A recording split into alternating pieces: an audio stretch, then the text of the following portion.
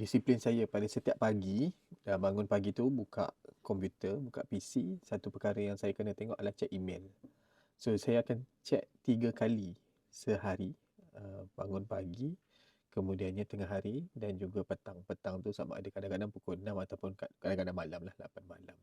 Itu benda wajib yang kena buat. Kemudiannya saya akan baca data. Data apa saya baca? Saya akan baca insight semua posting saya di semua platform. So di Facebook, di TikTok, di Threads, di Instagram, di YouTube. YouTube sekarang kita ada Travel Eleven.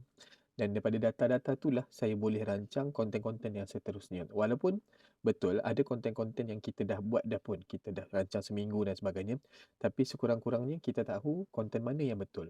So konten yang betul itu kita akan ulang. Bukan ulang benda yang sama, tidak. Ulang cara, ulang kaedah. So benda tu akan menjadi dengan sangat-sangat baik. Alhamdulillah.